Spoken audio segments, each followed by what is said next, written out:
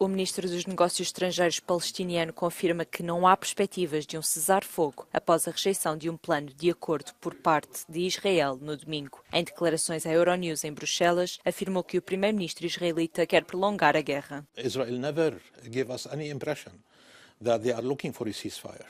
To the contrary, Netanyahu wants to prolong the war. Netanyahu wants to extend the war. He was surprised, as much as all the Israeli leadership were surprised, when Hamas accepted that deal.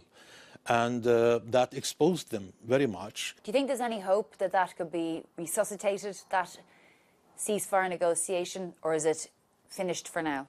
I don't think that, there is any possibility for, cessation or a ceasefire. Netanyahu knows very well that, if there is going to be a cessation of hostilities for a time being, it's going to be very difficult after 145 days or 175 days to resume, the killing. Because, during that period, Americans and many others would intervene in order really to make what is really temporary, to make it permanent. So he's very much afraid of that, because he knows the moment that war ends, his political career will end. Netanyahu and his military advisors would say Rafah is the decisive battle because Sinwar and all of the senior Hamas leadership are likely there, along with the hostages. Let us assume that they are correct. Let us assume that they are correct. And they will go for Rafah. What they will do? They are going to destroy Rafah. They killed 20, 30,000, 40,000 of Palestinians, mostly children and women. And then they will discover that Sinwar is still alive. And they couldn't really find any of their hostages. What they will do?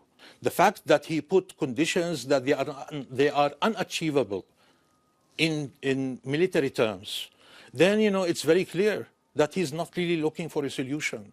He wants to drag us into a regional war. And he wants to drag the Americans into that war.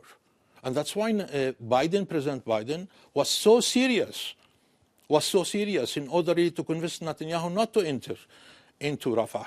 Just before I let you go, though, just I suppose from a European perspective, do you think there is any movement on, let's say, for example, recognizing Palestine as a state? There is a movement led by Spain, with a small number of countries, including, Ireland, Slovenia, probably also Norway.